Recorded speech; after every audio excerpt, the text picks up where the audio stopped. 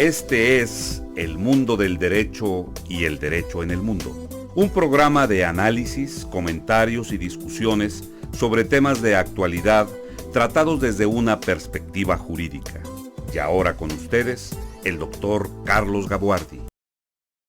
Bienvenidos a su programa El Mundo del Derecho y el Derecho en el Mundo. Continuando con la serie de programas relacionadas con la postulación de candidatos para la elección del 1 de junio, en la que se decidirá quiénes serán las personas que habrán de ocupar la mitad de los cargos que quedarán vacantes en el Poder Judicial de la Federación. Y en esta ocasión tengo el gusto de recibir en estos micrófonos al doctor Juan Carlos Ruiz Toledo. Juan Carlos es un experto en temas de derechos humanos y su desarrollo profesional ha estado muy focalizado a este tema, la protección de los derechos humanos. Juan Carlos es licenciado en Derecho por la Universidad Autónoma de Baja California. Él es originario de la ciudad de Mexicali y cuenta con una especialidad en un curso básico de formación y preparación de secretarios del Poder Judicial de la Federación, que fue impartido por la Escuela Federal de Formación Judicial. También tiene una maestría en Derecho Electoral por la Escuela Judicial Electoral del Tribunal Electoral del Poder Judicial de la Federación. Desde una perspectiva profesional, al egresar de la licenciatura, él se integró al servicio público en el Tribunal de Justicia Electoral del Estado de Baja California y ha ocupado puestos como secretario auxiliar regional y secretario de estudio y cuenta en la Sala Regional Monterrey del Tribunal Electoral del Poder Judicial de la Federación, donde ha colaborado en la emisión de más de 200 sentencias. En lo que se refiere a la protección no jurisdiccional de los derechos humanos, que es su pasión, colaboró en la Comisión Estatal de Derechos Humanos del Estado de Nuevo León como coordinador de seguimiento y conclusión, encargándose del cumplimiento de las recomendaciones emitidas por esta comisión. Desde el año de 2022 hasta la actualidad, ha colaborado en el gobierno del Estado de Nuevo León como encargado del despacho de la Subsecretaría de Innovación y Sostenibilidad de la Secretaría de Mujeres, así como también ha fungido como coordinador de Derechos Humanos y asesor en la Secretaría de Igualdad e Inclusión.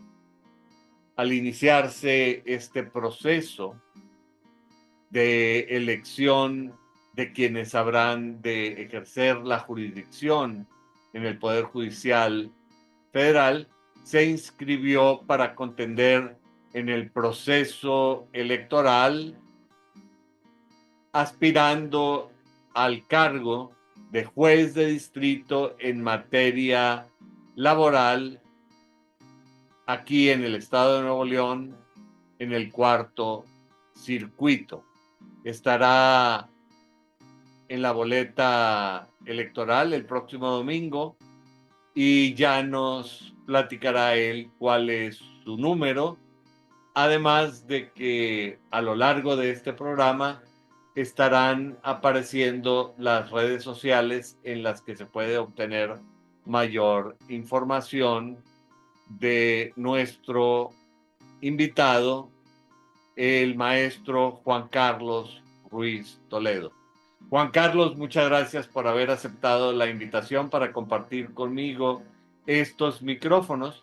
Y quizá la pregunta obligada con la que con frecuencia hemos comenzado este programa se refiere a cuáles fueron los motivos que te impulsaron a ti para postularte a este importante cargo como juez de distrito en materia laboral aquí en el Cuarto Circuito.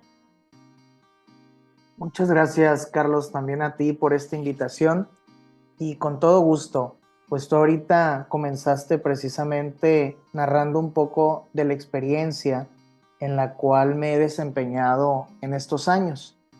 Sin duda, para mí la defensa de los derechos humanos es un tema fundamental. Y desde que yo estaba en la carrera, me di cuenta de algo, Carlos, que es el tema de que si le dices que no a los derechos humanos, siempre te vas a ver mal. Siempre los derechos humanos es un tema que busca, además, tú sabes que son universales y también buscan la progresividad. Entonces fue un punto en particular que además me permitía explorar en distintas materias. Y bueno, el propio currículum que muy amablemente tú ahorita leíste, pues habla también de esa búsqueda en distintos aspectos, en distintas áreas para la protección de los derechos humanos.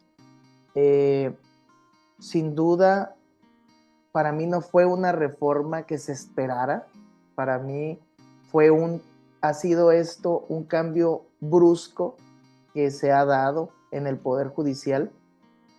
Sin embargo, lo que a lo mejor no alcanzamos a ver es que ya se estaba generando ahí en el Poder Judicial de la Federación, sí, una situación de redes de poder, de redes familiares que a lo mejor era necesario limpiar, lo voy a decir así.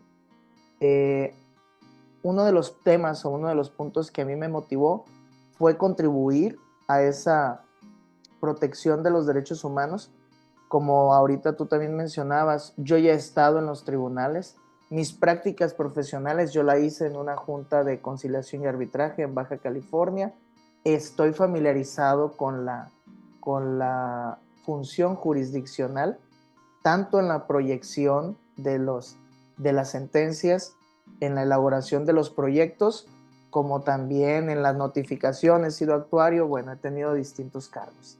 La vida me llevó ahora a estar en el poder ejecutivo en distintos cargos y en donde también, como tú leíste ahorita, siempre he buscado el tema de los derechos humanos y de qué forma contribuir en en estos ambientes, en estas labores. Déjame decirte que ha sido en favor de las personas más vulnerables de nuestro estado, de Nuevo León, en donde he puesto mi atención. Y cuando hablamos de las más vulnerables, hablamos de pobreza, hablamos de personas trabajadoras del hogar, hablamos de personas con discapacidad, de jefas de familia, de personas cuidadoras, que es un tema que también ahorita estoy seguro que vienen muchos cambios con el sistema de cuidados.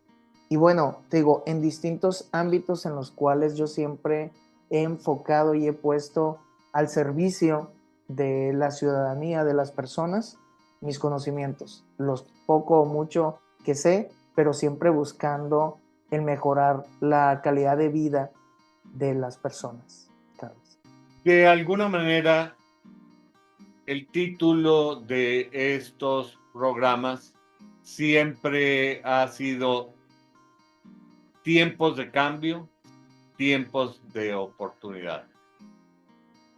Quizá esto no es ni ha ocurrido en la forma en que muchos de nosotros hubiéramos deseado en que ocurriera esta reforma, pero lo cierto es que se ha llegado a este punto a través de un proceso que convirtió estas nuevas reglas en derecho vigente.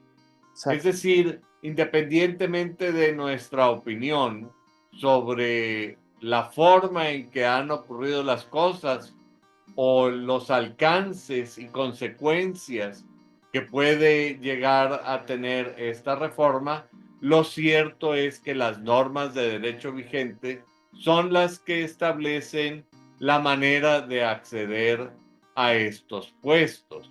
Y la pregunta es si tú crees que tienes algo que aportar para enriquecer la función jurisdiccional, particularmente en materia laboral. Por supuesto, Carlos. Mira, déjame, ahorita que comentas esto precisamente de un cambio de esta forma, a lo mejor algunas personas de las que nos están escuchando y viendo hoy recordarán, y estoy seguro que tú también, Carlos, cuando fue la entrada del nuevo sistema de justicia penal. ¿Recuerdas tú esa época de cambio precisamente cuando se pasó al cambio de la oralidad en el sistema de justicia? Por supuesto que cimbró y obligó hasta a los jueces, a los abogados, a las abogadas, a capacitarse en cuestiones como la oralidad, ¿no? Inclusive, tú lo has de recordar.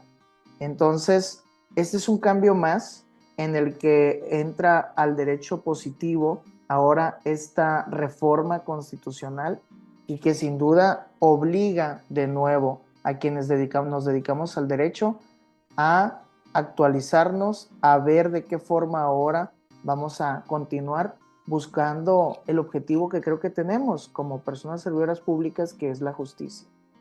Entonces, contestando a tu pregunta, sí, yo creo que tengo muchísimo que aportar en materia del trabajo para las personas que acuden a estas instancias, que acuden a solicitar un amparo ante los juzgados de distrito, sobre todo porque mi andar en los distintos ámbitos, tanto en los no jurisdiccionales que tú comentabas ahorita, en la Comisión Estatal de Derechos Humanos, en el Poder Ejecutivo, y como tú mismo lo mencionabas, también he estado en tribunales, ese andar en distintos ámbitos, siempre en favor de las personas, ahora lo busco poner al servicio de las personas trabajadoras y también, debo de decirlo, de las personas empleadoras, porque aquí en materia laboral hay derechos y hay obligaciones tanto para el trabajador como para, y las personas trabajadoras como para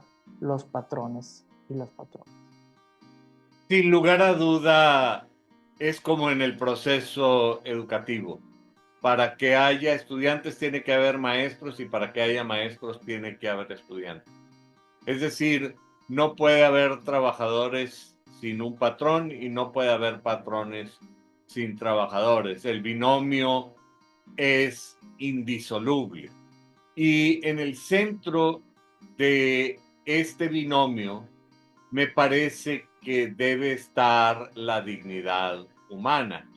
Es una filosofía, una forma de pensar que ahora con el nuevo Papa, con León XIV, parece tomar nuevos vuelos, en donde, digamos, vuelve a surgir la idea de la encíclica Rerum Novarum. Y hago esta referencia no con una orientación religiosa, aunque no se puede pensar en una encíclica papal desligada de su contexto religioso, pero particularmente en el caso de México, el artículo 123 que habla del marco jurídico de las relaciones laborales está inspirado casi a la letra y en muchos párrafos justamente a la letra en la encíclica Rerum Novarum. A partir de esta reflexión, a mí me gustaría que tú me hablaras un poco sobre cuáles son tus propuestas, cuáles son tus ideas concretas en términos de aquello que tú buscarías realizar en el encargo. Gracias, Carlos. Voy a retomar antes de contestar tu pregunta, nada más algo que tú mencionabas. Mencionaste una palabra fundamental para los derechos humanos y es la dignidad de las personas. La dignidad debe de estar presente en todos los momentos. Yo, además de ser servidor público, también soy docente y siempre a mis alumnas, a mis alumnos, les comento y les encargo de tarea. Ahorita ya en estos tiempos está más sencillo encontrarlo, pero que encuentren cuántas veces en la Constitución Política de los Estados Unidos Mexicanos se refiere la palabra dignidad. Lo encontramos en vivienda digna, lo encontramos en temas de salud. Es decir, siempre está presente ese concepto, esa palabra, y que lo difícil y el reto en realidad para nuestras autoridades es materializarlo, porque es un concepto, me parece, muy ambiguo, lo que es digno para las personas, pero sí hablamos de un piso mínimo. Eso me gustaría comentártelo, ¿no? Y ahora sí, con relación a tu pregunta, para contestarla, déjame decirte algo. Espero no meterme en problemas por esto que voy a decir, pero creo que es importante. He escuchado, Carlos, comentarios que dicen, yo como juez, yo como jueza, yo como magistrada, como magistrado, yo como ministra, como ministro, no les puedo ofrecer nada a las personas porque pues eso es, yo solamente tengo que resolver los asuntos, ¿no? Eso es lo que a mí me corresponde, eso es lo que a mí me compete, tengo que ser imparcial. Hay otras personas que también he escuchado que sus propuestas son ser imparciales, ser independientes. Eso está en la Constitución. Sí, o sea, sus propuestas es cumplir con la ley.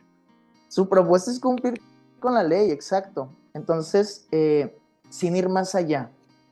Y te digo, para mí este andar por distintas dependencias, por distintos ámbitos del servicio público, me permitió ir viendo de qué forma sí podemos establecer propuestas para las personas con independencia de lo que la ley ya nos obliga. La ley y la Constitución nos obligan, ¿no? Porque a lo mejor ahorita sería bueno comentar, y no sé qué piensas tú, pero a mí me parece que en algún momento de nuestra vida jurídica, la independencia se volvió sinónimo de aislamiento social, sobre todo. En este afán de decir, yo soy una persona juzgadora, no puedo empaparme o no puedo mi criterio verse afectado, entonces no puedo ni reunirme acá, ni reunirme con la otra parte. Y eso, desde mi punto de vista, Carlos, y te lo comento así, desde mi punto de vista, me parece un error, porque ese tipo de pensamiento nos aleja de las personas a quienes estamos juzgando, nos aleja de entornos, de conocer sus situaciones particulares, que en esta época de garantizar, y volvemos a la misma palabra, de garantizar los derechos humanos, ya no es viable. Así me atrevo a afirmarlo. ¿Cómo qué? Debemos de ser capaces de identificar cuando estamos ante una persona mayor, por ejemplo, porque el criterio debe de cambiar y así lo ha establecido la Suprema Corte también. Debemos de estar conscientes si la persona que acude a pedir justicia es una persona con discapacidad. Y el criterio también nosotros lo debemos orientar. Entonces, en primer lugar, mi primera propuesta, son 3 propuestas las principales que ahorita me gustaría comentar contigo. La primera es esa cercanía con las partes para que por lo menos de entrada conozcan a su juez, que sepan quién es la persona que está resolviendo el asunto y que sepan eso, ¿no? Que sepan de entrada que estamos resolviendo de la forma más humana posible, claro, siempre dentro de los márgenes legales, pero que también nos permiten tratados internacionales, siempre y cuando estemos respetando la Constitución, en todo este marco de los derechos humanos, que creo, Carlos, que a mí me parece que a pesar de que la reforma es del 2011, si no me corrige, si no estoy en lo correcto, la Sí, la reforma reforma en materia de derechos humanos, la de reforma constitucional en materia de derechos humanos. a cuántos años estamos ya de esa reforma y todavía siguen perfeccionándose, seguimos todavía tratando de comprender y viendo hasta dónde sí podemos. Mi intención ahí es, sin duda, buscar siempre la solución más favorable para las personas, y así lo digo, ¿no? Con todas sus letras, con este acercamiento a las partes. Esa sería mi primera propuesta. Si me permites, continúo con la segunda, reserva de que Por tú favor. quieres. Muchas gracias. Mira, el segundo punto que a mí me parece fundamental y que yo lo he visto como la Suprema Corte ha intentado empujarlo desde ese tribunal, son las sentencias claras. Las personas tienen derecho a entender, forma parte de uno de los derechos, el derecho a la información. Y desde acá, desde el ámbito jurisdiccional, también se los debemos de garantizar. Tienen derecho a comprender lo que se está resolviendo, por qué les estamos diciendo que sí o por qué les estamos diciendo que no. Dentro de este andar, también te comento, me he encontrado con abogados y abogadas que a sus clientes les dicen lo que quieran, porque lamentablemente el lenguaje en la función jurisdiccional no permite a una persona agarrar la sentencia, leerla y decir, ya entendí por qué el juez me dijo que sí o por qué el juez me dijo que no. A mí eso, Carlos, te aseguro que me va a dar una tranquilidad total, porque aun y cuando a una persona le digamos, no tienes razón, no te asiste el derecho, vamos a poder verla a los ojos y explicarle. No sé qué pienses con relación a ese punto. Y la tercera, si me permites, ya con el fin son estas 3 en realidad las que yo estoy promoviendo y con las que yo le estoy informando a las personas. La tercera va relacionada a la difusión de estos criterios. Es decir, no se deben de quedar guardadas las sentencias en un cajón. Deben de servir para generar en la sociedad también el cambio que estamos buscando en favor de una vida digna, precisamente. Que sepan tanto las personas trabajadoras como las personas empleadoras, como las autoridades también en materia de seguridad social y en materia del trabajo, que su actuar está haciendo bien o está haciendo mal. Porque me parece que el Poder Judicial se ha aislado de contribuir a la sociedad. Carlos, en las sentencias están criterios que pueden cambiar leyes, que pueden mejorar políticas públicas, es decir, que pueden sumar al trabajo que realizan los otros 2 poderes, me refiero al Poder Ejecutivo y al Poder Legislativo. Y me parece que esa propuesta, la difusión de criterios, con esa es lo que busco. El poder acercar a las cámaras empresariales, el decirles, miren, así estoy yo resolviendo, y estos son los motivos por los cuales, sobre todo ya que nos confirmen en los tribunales colegiados de circuito, pues con más razón. Pero esa es la tercera propuesta que yo trato de impulsar y que te digo, parte de este andar por distintos ámbitos que me ha permitido identificar estas tres posibilidades de mejora en el sistema de impartición de justicia. Sí, a mí me queda muy clara la importancia de llevar a la realidad y a la práctica cotidiana los derechos humanos a través del ejercicio de la función jurisdiccional.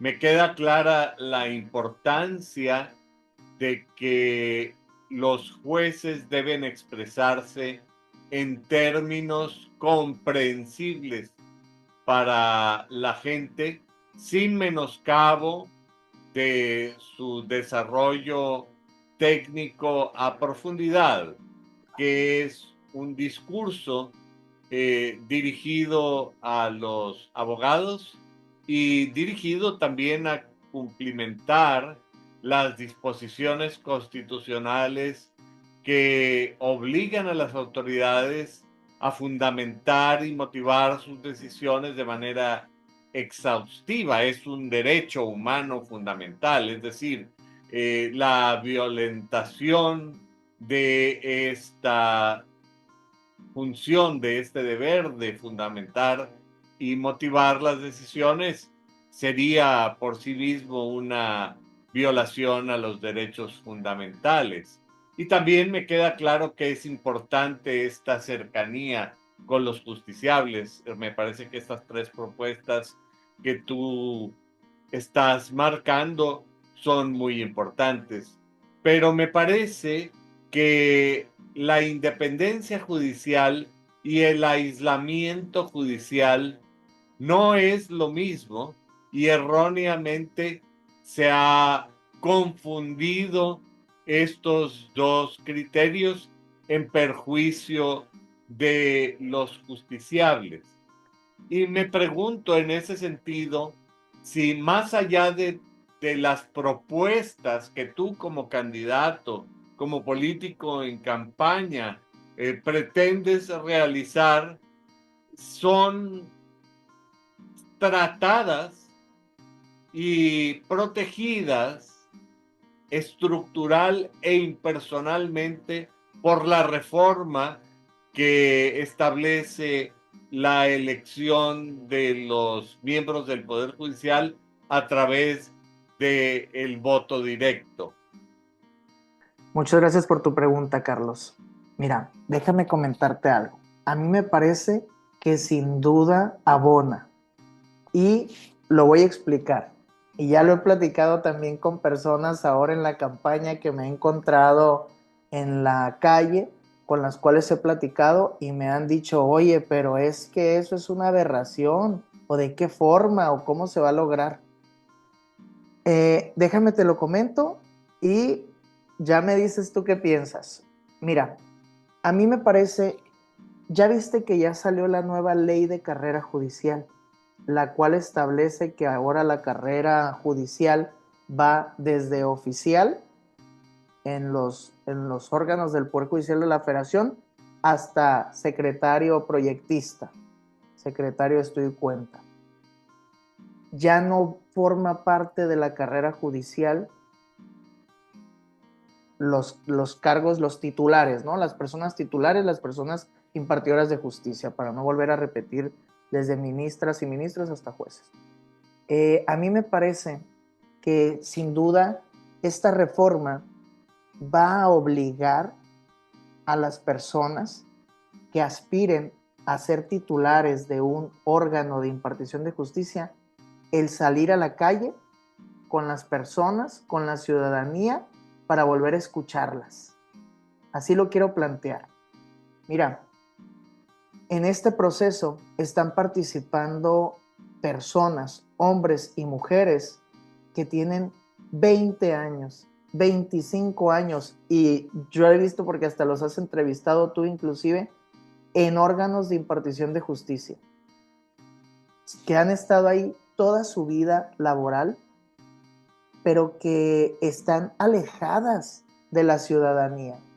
Y con este tipo de ejercicios, sin duda, van a tener que salir, van a tener que hablar con la ciudadanía, con las personas, con los justiciables, para poder de nuevo conectar y poder tener esa sensibilidad.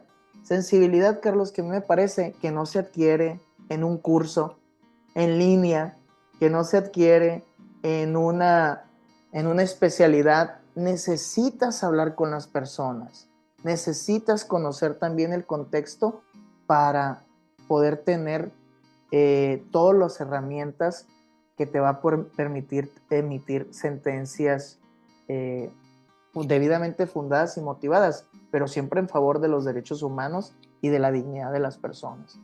Entonces, a mí me parece que hace falta eso, y creo que con la reforma se puede lograr el que las personas que llevan una sólida carrera en el Poder Judicial, a través, escalando en esta nueva carrera judicial, en el momento en el que quieran aspirar o que queramos aspirar a ser titulares, necesitemos de nuevo ese contacto con la sociedad, ese diálogo abierto para tener esa sensibilidad. Pero en este sentido, la experiencia, no solamente en México, sino en el mundo, ha demostrado que los procesos electorales normalmente llevan a las posiciones que se estén sometiendo en la elección, no a elegir los perfiles más idóneos, a la gente más prudente, a la gente más preparada, sino la experiencia ha demostrado que normalmente se elige a la persona más simpática y a la que tiene una campaña con mucho más atractivo. Me pregunto si este no es un riesgo que corremos con esta transformación que en un momento determinado implica que la decisión de situaciones extremas pueda no ocurrir por personas idóneas, sino por personas simpáticas. Sin duda es un riesgo, sin duda es un riesgo, y creo que todavía nos falta ver en qué va a resultar, porque esto es algo inédito. Somos las primeras personas que estamos participando. En el 2027 vendrán otras personas. En el 2033, quienes lleguemos, de acuerdo a la reforma, podemos participar otra vez. Y a mí me parece que hay algunos filtros, algunos candados interesantes, Carlos, y también creo que no se ha hablado tanto de ellos. Se ha hablado de esta nueva figura del Tribunal de Disciplina Judicial, pero hay un transitorio que me parece muy interesante de esta reforma, que habla precisamente de que durante el primer año, a través del Tribunal de Disciplina Judicial, se estarán evaluando el desempeño de las nuevas personas juzgadoras que serán electas. A mí me parece en ese momento una excelente oportunidad, y es otra forma en la cual se verifique o se confirme que son los perfiles. A ver, sabemos que en la convocatoria, en las 3 convocatorias, en los nombres que se pasaron al Instituto Nacional Electoral, se fueron algunos nombres, algunos perfiles de personas que no son idóneas. Y es una situación que ahorita todavía están viendo de qué forma se va a resolver. Pero este es un proceso nuevo, eso es algo importante que creo que hay que decir, que va a implicar sin duda otras reformas para poner candados. En el caso de Nuevo León, que no fuimos de los estados que nos aventamos con, con la inercia, sino que dijimos, a ver, vamos a ver cómo resulta. Vamos a ver cómo resulta el 25 y eso nos va a permitir en el 27, estoy seguro, poner más candados, más condicionantes para que las personas que lleguemos seamos las idóneas. Digo, yo me considero una persona idónea. Se ha puesto muy de moda, eh, se ha puesto muy de moda, Carlos, y a lo mejor has escuchado ese concepto últimamente, la palabra improvisados. Yo no soy improvisado, dice. Yo no soy una persona improvisada para esto. Sin duda, no venimos a eso.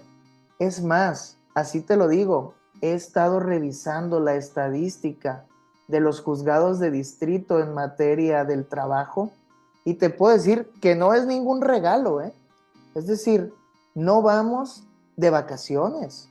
Hay muchísimo trabajo.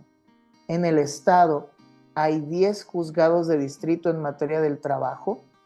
En esta ocasión se van a renovar 5 y van a quedar pendientes los otros 5 y hay muchísimo trabajo, hay muchísimo que hacer, a eso vamos.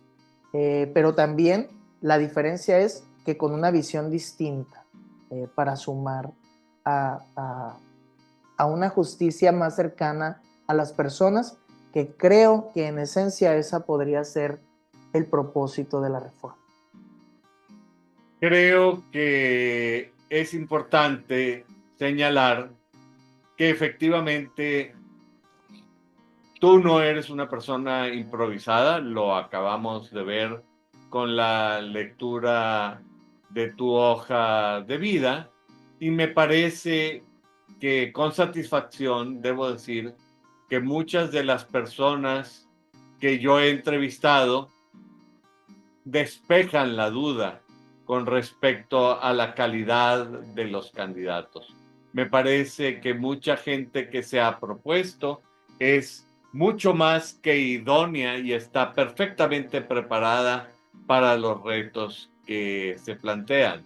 Sin embargo, la discusión no debe referirse a las personas, a esa coyuntura contingente de quiénes son los individuos, sino al aspecto institucional y en un momento determinado si ese aspecto institucional que fortalece la legislación o que debería fortalecer la legislación es adecuada para que los propósitos de lograr la justicia trasciendan lo efímero y transitorio que son las personas que ocupan o que ocuparán los puestos. Tú mismo me hablas de que habrá que ver cómo funcionan las cosas, me hablas de que se descubrirá la posibilidad de nuevos candados, me hablas de dudas con respecto al quehacer del Tribunal de Disciplina, inclusive cuando me estás platicando, da la impresión de que este Tribunal de Disciplina también se convertirá en un órgano de evaluación del quehacer de los funcionarios. Y por otra parte, tú mencionaste la reforma constitucional en materia procesal penal, que ha sido de gran trascendencia para el país y me parece que ha tenido aspectos muy positivos. Pero el vacatio legis para la implementación de esta reforma fue de 8 años. Y aquí esta reforma que ataca el corazón mismo del sistema de justicia en todas las materias y en todos los niveles, se implementó y entró en vigor prácticamente de un día para otro. Sí, totalmente, totalmente. Eso siempre va a formar parte de los riesgos. Y es cierto, yo recuerdo esta época de la vacatio legis en la cual todos los estados empezaron a capacitar a sus jueces, a sus magistrados, magistradas, en materia penal. Y bueno, aquí definitivamente los tiempos son muchísimo más cortos, tiene otros Bueno, efectos. no son más cortos. No hubo una No vacatio. existen, no, sí, no existe, no existe, ¿no? Salvo el que la segunda parte será para el 2027.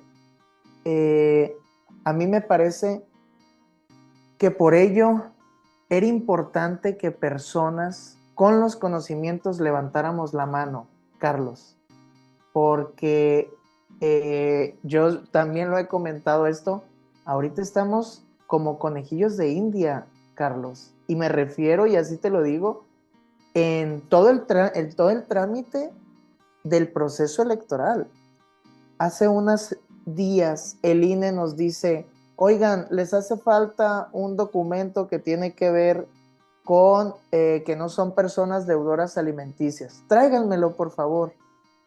Cuando eso debió de haber sido antes de en el Sí, ha sido poco registro. pulido el proceso, incluso desde la perspectiva de la actuación del INE.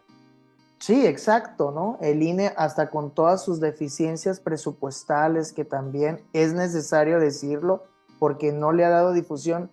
Carlos, aquí lo voy a decir contigo. Se suponía que el INE iba a establecer debates, bueno, no debates, foros, encuentros con las personas candidatas. Estamos 15 días, a 15 días de concluir las campañas y hasta ahorita yo no he recibido ninguna notificación de que se vaya a organizar algún espacio conversatorio, foro o algo en donde estén las otras personas candidatas también. Es decir, a eso es a lo que también nos estamos enfrentando. Pero en medio de todo esto, te puedo decir que personas que conocen, que han estado en órganos de impartición de justicia, levantamos la mano y creo que también va a pesar una responsabilidad grande sobre estos perfiles que esperemos y con el voto de las personas lleguemos a ocupar estos espacios. A mí me encantaría, y desde ahorita te lo digo, que digan Juan Carlos fue un juez, Juan Carlos es un juez de los que entró con esa reforma polémica, de los que entró con esa reforma negativa para la justicia y que logró salir adelante y que logró demostrar que sí se podían hacer las cosas bien. Eso es lo que yo aspiro y eso es lo que yo espero, Carlos. Es difícil hablar por otras personas, pero por lo menos para mí y por lo menos yo así lo estoy viendo. Y sí fue, te digo, un tema que definitivamente tuve que analizar, ver pros y contras, pero creo que vamos bien y creo que de llegar podemos hacer un trabajo en favor de las personas y tampoco lo descarto, ¿no? ¿Qué pasaría si dicen dentro de 3 años, 5 años, Carlos, que digan, ¿saben que esto no funcionó? Concluyen su encargo y se acaba esto y vuelven otra vez los concursos por oposición. Estaremos participando también en esos concursos por oposición, ¿no? Créelo. Creo que efectivamente la reforma, con todas las críticas que se puedan hacer de ella, hoy en día es derecho vigente.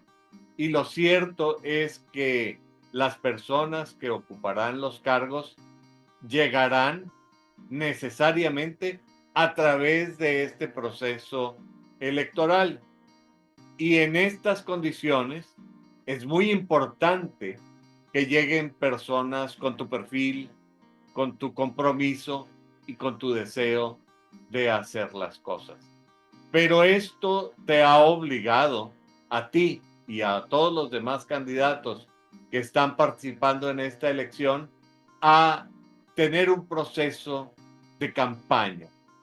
Y a mí me gustaría saber qué es lo que ha significado para ti este proceso de campaña y qué has aprendido.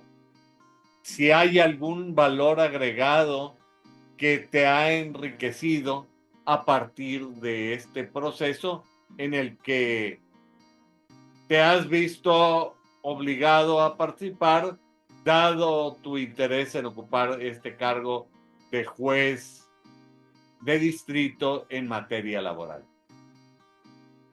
Yo creo que el principal, y gracias por tu pregunta, Carlos, la principal constante que nos hemos encontrado, que yo me he encontrado, ha sido el desconocimiento total del proceso. Es decir, las personas dicen, yo ya fui a votar en el 2024, ¿no? ¿Por qué tengo que votar otra vez este año? ¿De qué se trata? Pero eso también nos habla de algo, de lo lejano que está el derecho, de lo lejana que está la justicia para las personas. Y en una materia tan sensible como la del trabajo, como la laboral. Porque puede ser que una persona nunca tenga que promover un amparo o nunca tenga una situación en materia fiscal, esperemos, en la materia administrativa, en materia agraria, pero en materia del trabajo, de nuevo lo digo, sea como empleador, como persona empleadora o sea como persona trabajadora, todos los días convivimos con temas que tienen que ver con nuestras prestaciones, con nuestra seguridad social, con nuestro aguinaldo, ahora que vienen las utilidades ya en las empresas. Si es que hay utilidades, porque habría que ser un empleado del Congreso en donde se dan premios de productividad para que haya un reconocimiento de utilidades, porque la mayoría de las empresas en México están muy castigadas. Y esa es una realidad. Ya yo no soy experto en esos temas, pero ya hablaban también de un retroceso en la economía de nuestro país y claro que eso va a venir a afectar. ¿Y en qué se va a traducir eso, Carlos? A lo mejor en despidos, o sea, en situaciones que van a afectar a las personas, lamentablemente, y que con más razón deben de saber, deben de conocer desde lo básico, que hay Defensoría Pública Federal, que hay tribunales que pueden acudir a defenderse y eso también nos ha permitido el acercarnos en la campaña. He recorrido tianguis en donde el comercio informal es lo que impera. Personas que a lo mejor en algún momento trabajaron en algún sitio y que dijeron o que fueron despedidas y ahora están en el comercio informal. Pero, por ejemplo, Carlos, a esas personas yo me he acercado con el tema de la seguridad social, porque el Instituto Mexicano del Seguro Social ahora también tiene programas para que uno solo, como autoempleado, pueda aportar a su seguridad social con el fin de cuando lleguen a una edad mayor puedan tener derecho a una pensión. Son temas que las personas necesitan saber, las personas trabajadoras del hogar. En Nuevo León creo que somos el 0.4 o el 4%, no recuerdo bien ahorita el número exacto, pero de personas que tiene inscrita a la persona que trabaja en su casa realizando labores de limpieza, de alimentación, de cuidados. Es decir, eso me ha permitido acercarme con estas personas, me ha permitido convivir, dialogar, escuchar y que digan, ok, pues te vamos a dar el voto de confianza. Como siempre les he dicho también en estos recorridos, no se trata de que vayan ahí cada semana, al contrario, se trata de que nunca tengan que recurrir a los tribunales, que puedan llevar toda una situación en paz, pero si no se logra eso, que sepan que pueden acudir y que van a encontrar a personas sensibles con estas situaciones y que las van a escuchar. Me parece que todas estas cosas que tú dices son muy importantes y que el acercamiento de los jueces, de las personas que ejercen la jurisdicción a los justiciables o a los potenciales justiciables es muy importante. Pero entiendo que estas campañas las ha estado financiando cada uno de los candidatos, lo cual me parece que propicia una inherente condición de desigualdad a pesar del discurso, porque por un lado se promueve la igualdad entre el hombre y la mujer y por otra parte no se toma en consideración que si una persona tiene recursos propios, podrá hacer una campaña más rica, con mucho más posibilidades, y que una persona que vive solamente de su sueldo y que además quizá con ese sueldo tiene que afrontar sus compromisos familiares que solo Dios sepa de qué tamaño son, porque cuando una persona tiene hijos en la universidad y tiene que pagarles sus gastos, etcétera, pues no puede distraer esos recursos de del fondo principal, que es orientación familiar, para dedicarlos a una campaña que es una cuestión de servicio público. ¿Qué me puedes decir de este sistema de financiación de las campañas? ¿Y qué harías tú para mejorarlo, si acaso hay algo que mejorar en tu opinión? Gracias, Carlos. Pues bueno, sin duda es todo un tema. Mira, y así te lo voy a decir tan claro como que yo hasta la segunda semana de la campaña tuve dinero para mandarme a hacer volantes. Así nada más como para ponerte un ejemplo. Sin duda, el tema del financiamiento ha sido todo un reto. Tú te acordarás que en el INE hubo estos debates relacionados con si el tope eran los 220,000 pesos y que primero dijeron, ese es el dinero que tienen independientemente del cargo al que aspiren, y luego ya después el tribunal fue la Sala Superior del Tribunal Electoral del Poder Judicial de la Federación fue quien realizó el ajuste para decir, a ver, de eso se tiene que cambiar, no puede ser así. Ahorita mi tope son 220,000 pesos y te puedo mostrar hasta con toda transparencia, porque de eso estamos hablando. Llevo gastados 5,000 pesos, Carlos. ¿Ok? Que ha sido, y así te lo digo, no sé cuántas personas candidatas que has entrevistado aquí te hayan dicho esa información. Yo te la puedo mandar, te la puedo mostrar. Eso es lo que he podido invertir. ¿Y sabes en qué se ha ido? En volantes. Yo te agradezco si aquí tú pones mis redes sociales, porque esto ha sido así, ha sido en red. Y la idea del INE, la idea de esta reforma de decir, es que va a ser por aire, esta campaña va a ser por aire. Híjole, para empezar, sin poder pautar, que tú sabes lo que es pautar, es meterle dinero, es ponerle dinero en alguna plataforma con el fin de que se difunda, que tenga un mayor alcance de personas.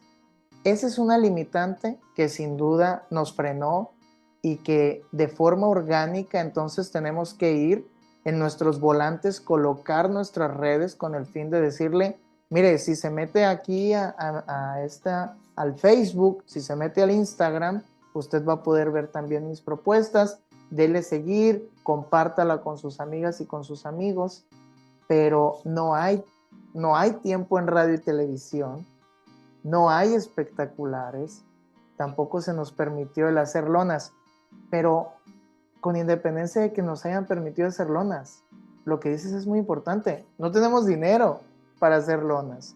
Es decir, sí requiere de quien aspire, y yo estoy seguro que esas personas que para el 2027 digan, oye, yo sí quiero participar, pues lo que les diría es, desde ahorita, empezar a juntar el recurso, el dinero, porque ni siquiera se nos permite el recibir recursos de personas que nos quieran ayudar.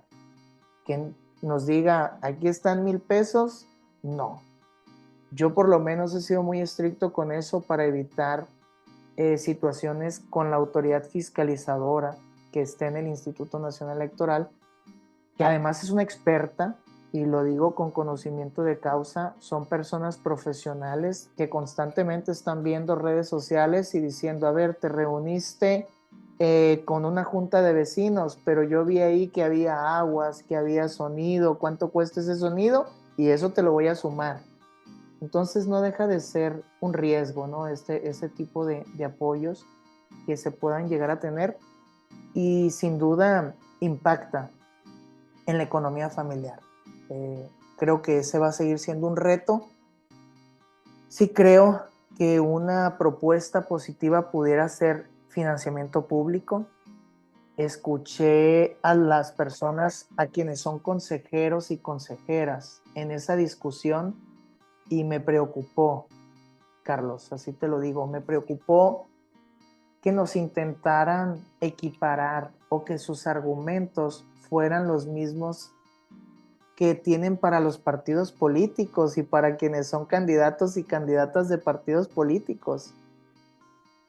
Esto es un caso distinto por completo. No podemos equipararnos en nada a quienes son personas candidatas de un instituto político, porque para empezar, a lo que aspiramos es otra cosa, y también el financiamiento. Ya existió en su momento, y de eso también, como tú lo leías ahorita, tengo mi maestría, los debates sobre si a los partidos hay que darles financiamiento público, qué tanto financiamiento privado.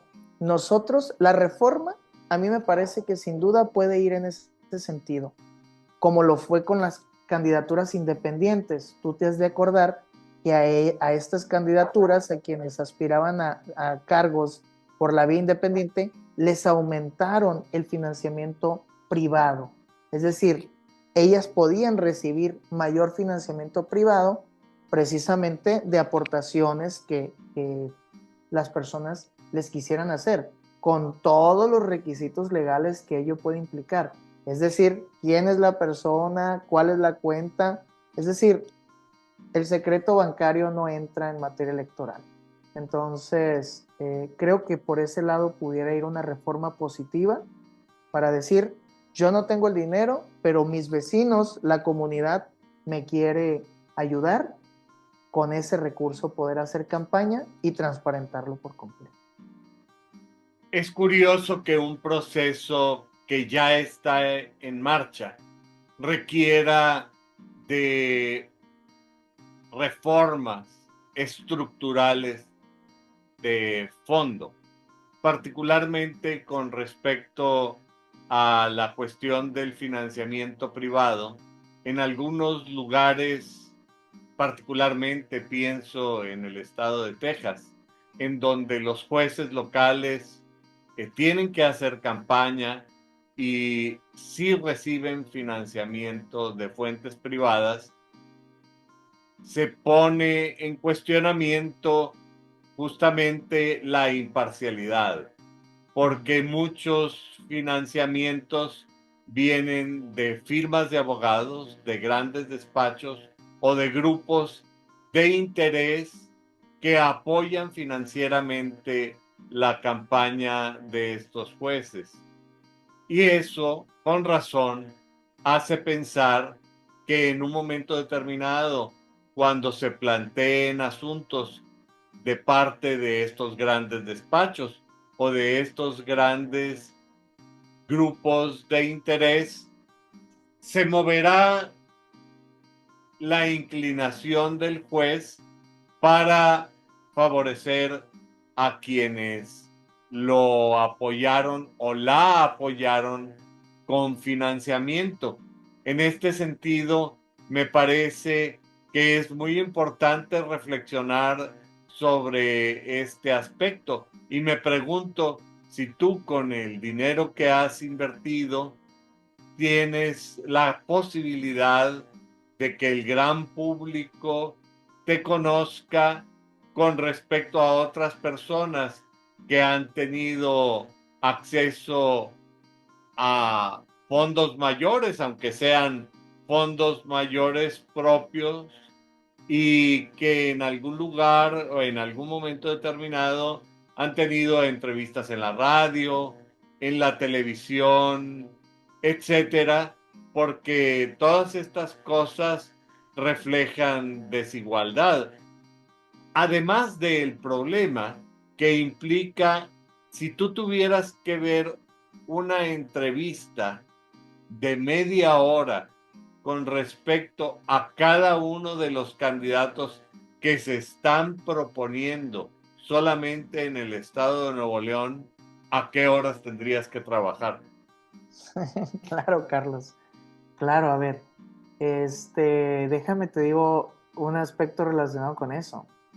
Yo tuve la ventaja, yo tengo la ventaja de ser candidato en el distrito 1. ¿Ok? Yo voy a estar en la boleta amarilla, la de jueces de distrito, la de jueces y juezas, en el número 24, en el distrito 1, que abarca Monterrey Poniente, San Pedro, Garza García, Santa Catarina, García y Escobedo. Las candidatas y los candidatos que les tocó contender en el distrito 2 por un sorteo aleatorio o en el distrito 3 y que tienen que hacer campaña en Anáhuac, en el sur del estado. Sí, en Doctor Arroyo, en Doctor González. Montemorelos, General Terán, mis respetos porque yo ni siquiera he tenido que gastar en gasolina más allá de esta zona que se puede decir que es en donde yo me muevo. Entonces, cuando yo vi que había salido en el distrito 1, hasta eso dije, bueno, ya por lo menos lo de la gasolina no lo voy a tener que estar contemplando, ¿no? Para mis temas de traslados. Sin duda es un reto, te digo, pero creo que una respuesta a lo que decías ahorita, una respuesta a lo que comentabas ahorita sobre el tema del financiamiento privado, ya existe para las candidaturas de los procesos de los partidos políticos, precisamente con esto que equiparabas de Texas, de las grandes consorcios. Bueno, es a título personal, es decir, se puede establecer, se pueden crear esos candados. El punto principal es que sí quieran realizar el que se pueda recibir financiamiento privado, ¿no? Creo que ahí entra el primer gran debate y de nuevo, esto que estamos ahorita viviendo y que estamos atravesando es un experimento. Así, no lo puedo decir con otro nombre. Un experimento que tiene cosas tan raras como esta que tú me estás diciendo de los distritos, que tú tendrás que hacer campaña en la parte poniente de Monterrey que implica San Pedro, etcétera, pero esto implica que tus electores deberán estar en esta zona, pero tú tendrás que ventilar cosas de gente que viva en lugares donde tú ni siquiera aparecías en la boleta. Y llega a darse la situación tan extraña de que en un órgano colegiado una de las personas esté en un distrito y otra persona esté en otro distrito. Es decir, que la votación será directa pero universal ni de casualidad. Es decir, esta es una forma que eventualmente uno se preguntaría si es legal porque ha sido decidida por el INE, no por la ley, y más aún si se trata de una cuestión que es conforme con la Constitución, y peor aún, qué tribunales, qué órganos jurisdiccionales van a resolver para oponerse a las sacrosantas decisiones de los órganos del todopoderoso Estado mexicano. Con base en todas estas ideas, hay mucha gente que está promoviendo el abstencionismo, que está promoviendo que no hay que ir a votar.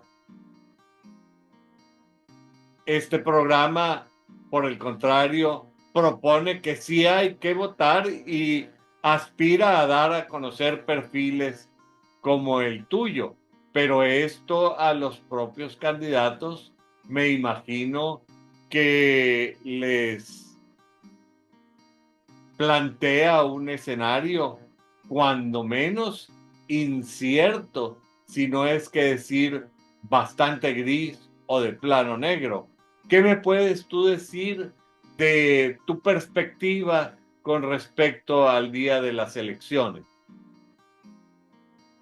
Qué buena pregunta, Carlos. Mira, a mí me parece, pues obviamente considero que claro que hay que ir a votar, que claro que hay que ir a votar.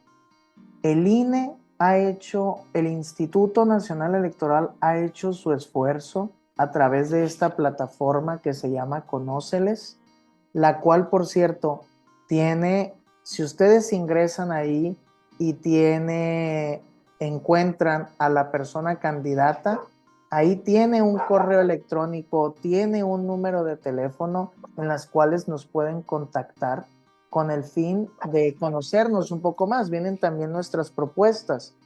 Entonces, por ese lado, sin duda implica un compromiso, pero hay que ponderar, Carlos, ¿no? También. Eh, eh, Estábamos acostumbradas a campañas agresivas que veían a las personas candidatas en espectaculares, que ibas en el carro escuchando música y de repente entraba el comercial y a fuerzas escuchabas la publicidad. Que estabas viendo en plataformas algo, que estabas leyendo el periódico en línea y ahí te aparecía propuestas, ahí te aparecían las imágenes. En este proceso electoral no es así. En este proceso electoral, las personas votantes sí tienen que hacer esa revisión, sí tienen que ver. Y creo que eso también implica un poco más el tema delicado. Entonces, para mí sí es necesario acudir a votar con conocimiento. ¿De qué forma? A través de las redes sociales de las personas candidatas, a través de este espacio que creó el INE para conocer a los perfiles. Y el 1 de junio, esto es incierto. El 1 de junio, no vayas a creer, Carlos, que estoy agarrando aquí tu espacio como un área de desahogo de este tipo de situaciones. Pero el 1 de junio no vamos a tener las personas candidatas representantes en las casillas electorales.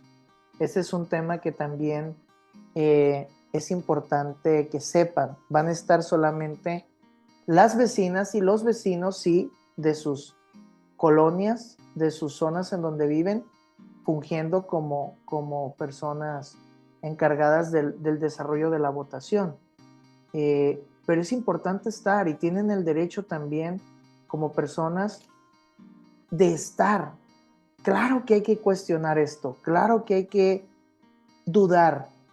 Yo siempre lo he dicho, Carlos, y que nuestro sistema electoral, el sistema electoral se construyó sobre la desconfianza.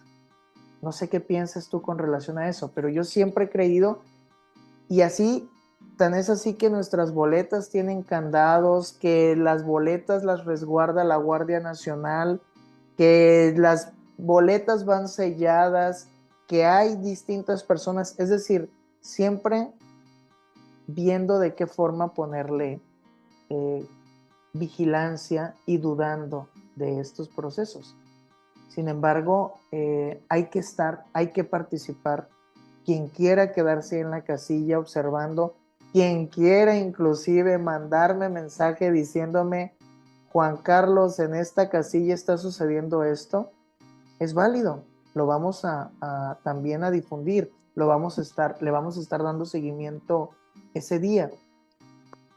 Y un punto importante que tú lo mencionaste ahorita, el tema de los distritos, Carlos. Fíjate que a esto a lo mejor entramos ya en cuestiones técnicas y que a lo mejor valdría la pena profundizar de otra forma, pero el tema de los distritos surge algo interesante porque nos separaron en distritos, pero luego a las personas candidatas las van a volver a juntar para analizar cuestiones de paridad. ¿Ok? Es decir, para ver si los órganos van a quedar más integrados por mujeres o por hombres, se va a realizar ese ejercicio para ver de acuerdo a la votación obtenida. Entonces, es un tema que me gustaría que también dejáramos sobre la mesa. Y el día de la jornada electoral hay que ir a votar, hay que saber desde ahorita que no vamos a tener resultados como en otras elecciones al concluir la jornada.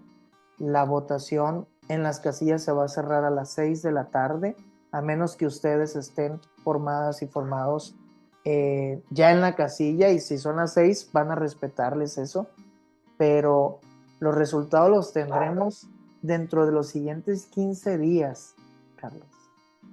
Eso sin duda abona a la incertidumbre, a la desconfianza. Son las reglas y vamos a acatar el resultado, ¿no? Desde ahorita también comentar. A ver si te entendí bien. Esto quiere decir que una vez que se haga el conteo de votos y que se publiquen los resultados, quizá 15 días después de la elección, alrededor de mediados de junio, una vez que se obtengan estos resultados, el INE los va a tomar, va a revisar todos los órganos, se va a olvidar del número de votos y va a arreglar cada juzgado colegiado atendiendo a criterios de paridad de género y otras cosas que obviamente no se han planteado durante las campañas. Es decir, parecería que se trata no solamente de un sistema de elección directa sin que el voto sea universal, sino que es bueno, vivimos en México, eso hay que reconocerlo. A este país se puede ser considerado como un país federalista y centralista a la vez. Aquí se puede ser blanco y negro al mismo tiempo. Es decir, que me estás diciendo que será una votación directa, pero a la vez indirecta, porque en realidad el que va a acomodar los puestos va a ser el INE, atendiendo a no sé qué criterios. Quizá tú sí sabes qué criterios. Sí, Carlos, eso así lo entendiste correctamente, y yo también, eso significa que lo expliqué un poco bien. Sí, ya bueno, el INE todavía no sabe bien cómo va a hacer eso, porque además hay que recordar algo, Carlos. Tú has de recordar que antes de que empezaran con ver los cargos que se iban a poner sobre la mesa ahora en el 2025, se le pidió el listado de los órganos al Consejo de la Judicatura. No sé si lo recuerdas, en el cual decía el Senado: dame las listas, dime cómo están integrados. Bueno, ese listado ya no está vigente actualmente. Hay magistradas, magistrados, jueces, juezas que ya se jubilaron, que ya se retiraron, que ya no continuaron, y hay vacantes. Hay muchísimos espacios, esa es la realidad. Quiero también decir algo que me parece importante y que creo que es positivo también, y no lo mencioné en su momento. esta reforma también ha abonado a dejar algo en evidencia, Carlos. Los órganos de impartición de justicia en México, federales, están hasta ahorita integrados entre el 80 y el 90% por hombres y el 10 o 20% por mujeres. No quiere decir que las mujeres no participan, no participaban, sino que así están. Entonces, los temas de paridad también van a abonar a esa equidad, a esa paridad, perdón, en la integración de los órganos. Nos pone a los hombres en una situación de desventaja. Sin embargo, las mujeres han tenido una desventaja histórica, relegadas a otras labores, inclusive hasta el cuidado de los hijos o de las hijas, y de decir, yo mejor me quedo como secretaria de estudio y cuenta, como secretaria proyectista, porque me permite estar con mi hijo, con mi hija, o porque tengo que atender sus cuidados.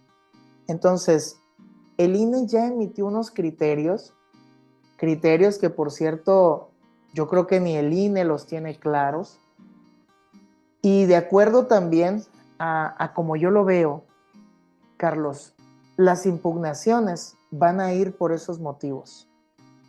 Es decir, no veo yo viable, por lo que te decía ahorita, que no tendremos representantes en casillas, no veo yo viable cómo poder impugnar lo que suceda en una u otra casilla, quienes las integraron. No veo yo posible ese tipo de impugnaciones, pero sí al momento de la asignación por cuestiones de paridad. Va a ser un debate y criterios que la Sala Superior del Tribunal Electoral del Poder Judicial de la Federación, las salas regionales, la propia Suprema Corte va a tener que analizar, y se vienen cuestiones muy interesantes con relación a eso. Entonces, en cuanto a... Adelante, Carlos. No, ¿en cuanto a qué? En cuanto a resultados, sí, vamos a irnos el domingo 1 de junio y va a ser el lunes 2. Los cómputos en los consejos distritales van a empezar desde que se comiencen a recibir los paquetes.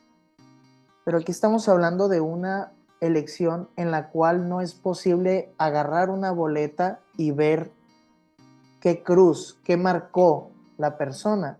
Hay que revisar número por número. Yo no sé si tú ya tienes a tus 5 candidatas mujeres para la Suprema Corte y a tus 4 candidatos hombres. A lo mejor dices, yo nada más quiero que lleguen estos 2 y vas a dejar 2 espacios en blanco.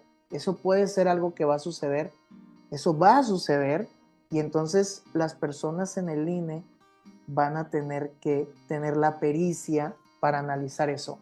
A mí me preocupa como candidato que yo soy el número 24 en la boleta amarilla y que la persona del INE vea un número 29 en la boleta.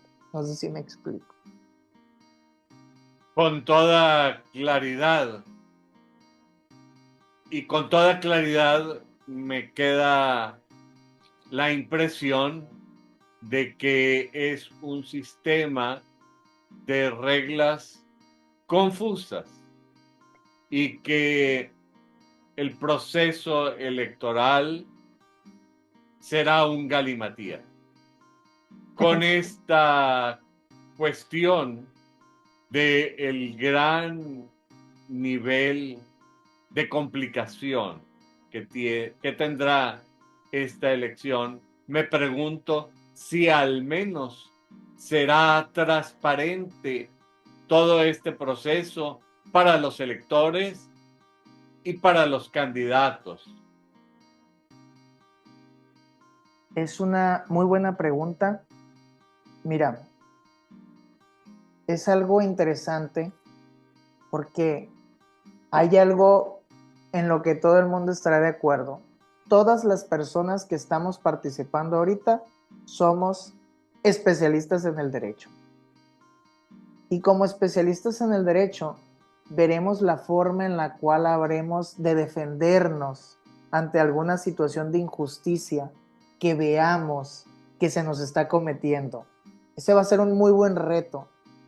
Eso mismo aplica para ahorita en las campañas, Carlos. Somos especialistas en el derecho, sabemos lo que es justo y lo que no, lo que es debido y lo que no, y creo que esa concepción que tenemos nos ha permitido tener un poco de elecciones más limpias, porque uno como abogado dice, eso no está bien, eso es ilegal, eso es incorrecto, y creo que eso abona, por un lado, ¿no? Y por otro, la certeza, las personas, a ver, yo confío en el INE y lamentablemente se está enfrentando a situaciones también nuevas para el instituto. El INE no está diseñado para elegir jueces, juezas, no está diseñado para eso. Se le estableció esta nueva atribución. A mí, por ejemplo, el ver el salón de sesiones del Consejo General con los puros consejeros, sin representantes, aunque sea con derecho a voz, pero alguien que pueda decir, oigan, consejeros, consejeras, cuidado, me parece algo completamente atípico, pero es porque el INE no fue creado para eso, ni en esas condiciones. Entonces, creo que todavía hay muchísimos cambios que se vienen y que van a venir a sumar, pero debemos de confiar en nuestras instituciones. Por eso estoy también aquí, porque confío en que el Poder Judicial de la Federación seguirá siendo una institución respetable después de todo este proceso que se está viviendo, y quiero formar parte de él. Pues con franqueza, yo espero que más gente te conozca como para que pueda llevar a la posición de juez en materia laboral a una persona con tus calificaciones. Pero lo cierto es que al estar conversando hemos tratado sobre una serie muy amplia y diversa de problemáticas y de situaciones, no solamente en torno a la posición a la que tú aspiras, sino también en torno a la reforma y las dificultades de su implementación, inclusive desde la perspectiva de aquello que habría de esperarse con posterioridad a la elección. Quizá valdría la pena que posteriormente nos podamos reunir para tratar con mayor profundidad muchos de estos problemas a los que tú has apuntado con ojo clínico, dada tu experiencia en el ámbito jurisdiccional electoral.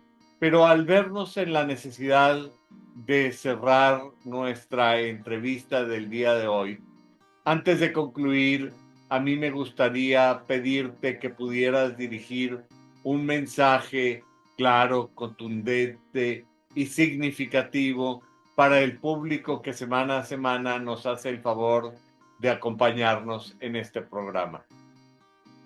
Con todo gusto, Carlos. Quiero decirles que estamos viviendo tiempos interesantes. Estamos viviendo hechos históricos, y que todas las personas podemos y vamos a desarrollar el papel que nosotros queramos en este proceso. Cada quien va a saber si se quiere abstener y no quiere formar parte, o si quiere formar parte de la historia y quiere participar, votando, en este caso como a mí me correspondió y como yo lo quise, como candidato a juez de distrito en materia del trabajo en el distrito 1, que de nuevo les comento, el distrito 1 abarca Monterrey Poniente, San Pedro Garza García, Santa Catarina, Escobedo y García.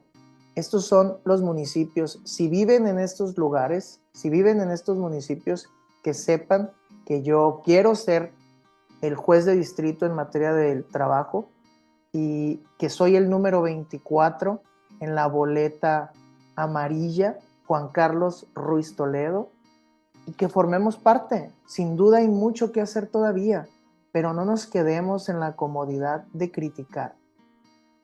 Están establecidos en los propios procedimientos para la creación y reforma de leyes que la ciudadanía puede y tiene derecho a presentarlas. Si vemos algo que no está bien, hagamos uso de estos instrumentos que la propia ley y la Constitución nos permite para mejorarlos. Por lo pronto, necesitamos confiar en nuestras instituciones. Estamos ya a escasos días de que concluya la campaña, pero sé que será un ejercicio que nos dejará muchísima enseñanza, como todos los procesos electorales. Muchas gracias por su confianza. Pues no me queda más que agradecer al maestro Juan Carlos Ruiz Toledo por lo acucioso de sus comentarios, lo agudo de sus críticas y el valor que tiene para lanzarse a esta candidatura para la que desde luego se encuentra sumamente calificado.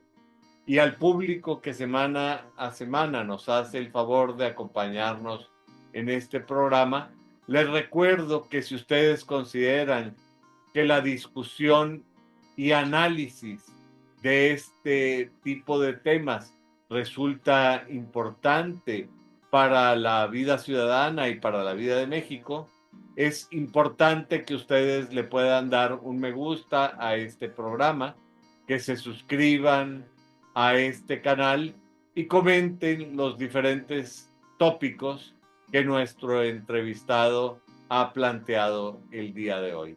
Así es que, sin más por el momento, me despido y tendré el gusto de saludarlos la próxima semana. Muchas gracias, Juan Carlos. Gracias también a usted.